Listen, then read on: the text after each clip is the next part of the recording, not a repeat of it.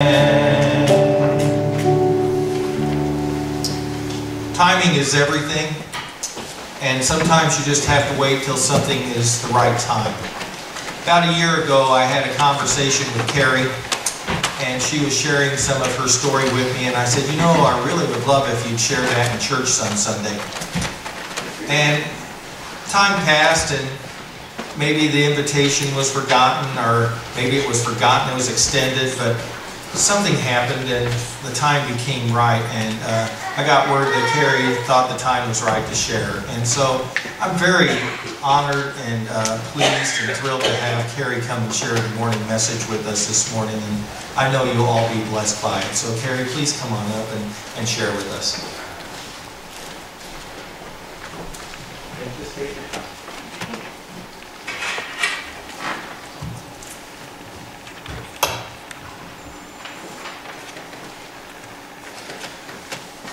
Good to see all of you here this morning.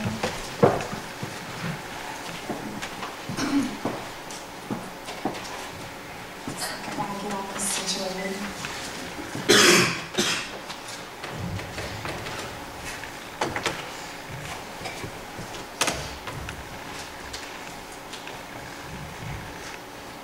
My daughter got me a new Bible. The pages are still kind of stiff. It's beautiful though.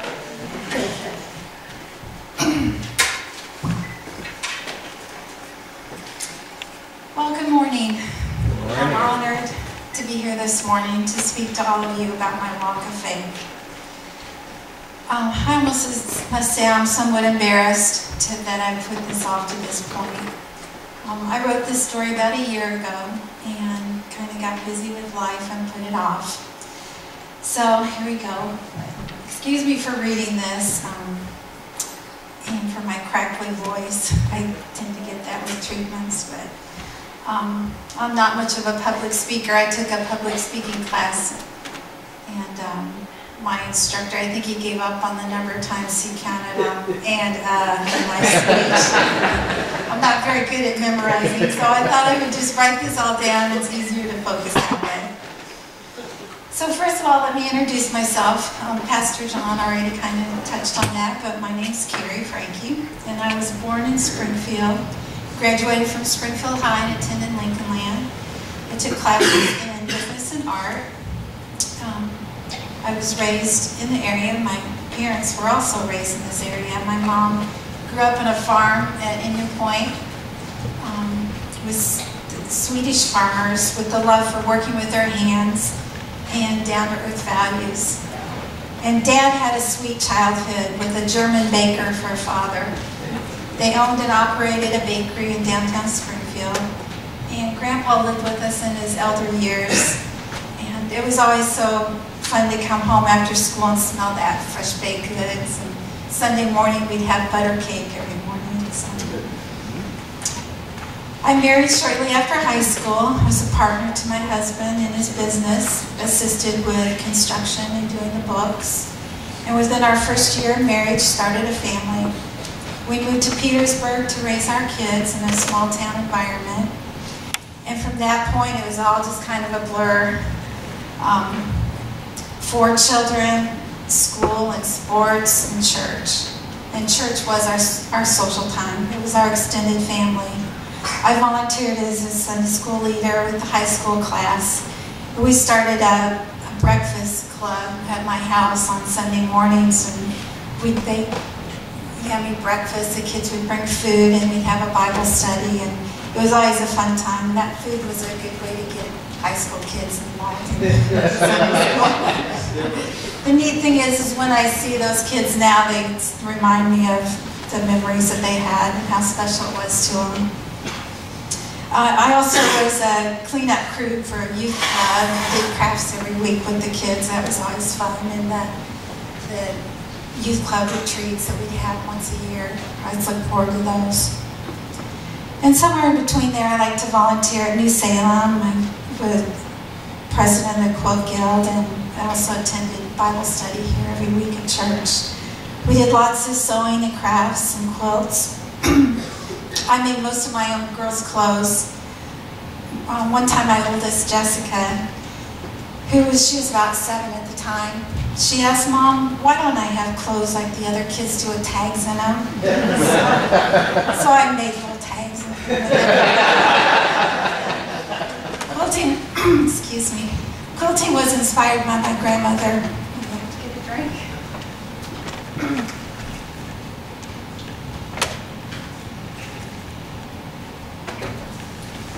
Sorry about that.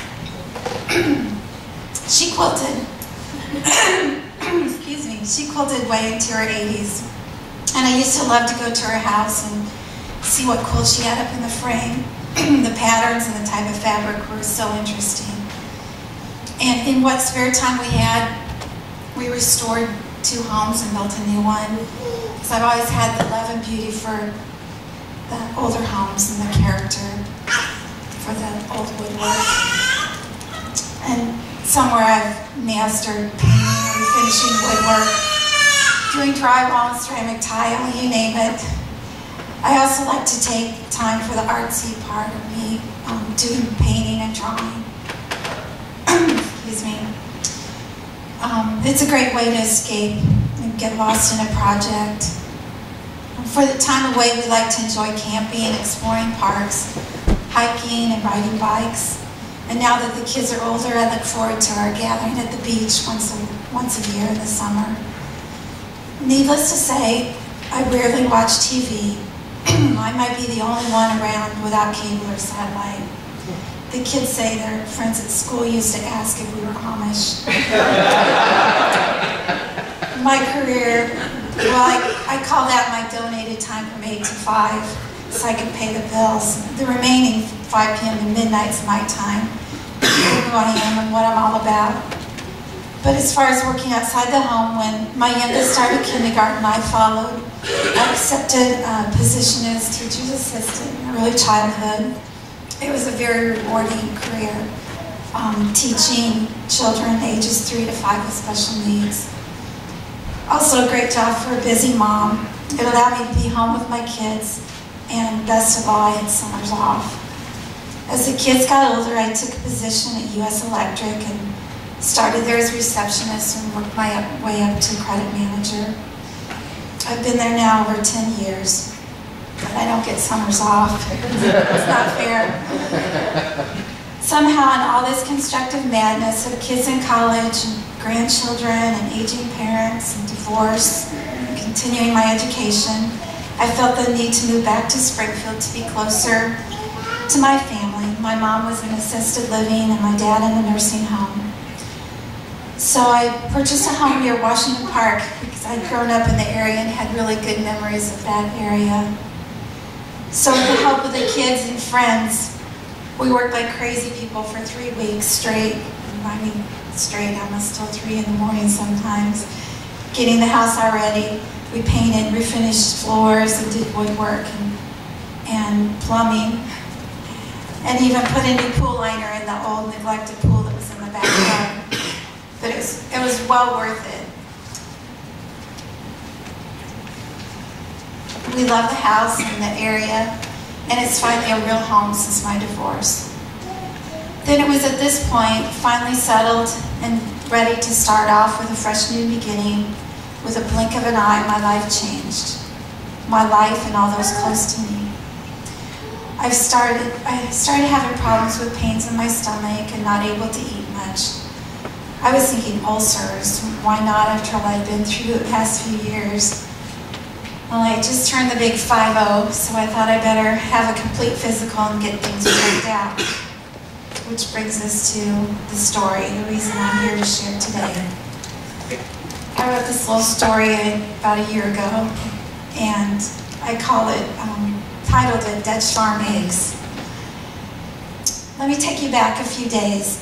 It's a beautiful Sunday morning. It's February 5th, and it feels like a spring day. This silly Illinois weather. I lay in bed at 7:45 a.m. and I get a text from Jackie. She says, "Remember, today's Uncle Todd's birthday." It's 7:45 a.m. She is never up that early on the weekend, and I just wanted to sleep and sleep. It's so hard to get motivated to get out of bed. I'm sore from my recent surgery and still numb from the pathology report I received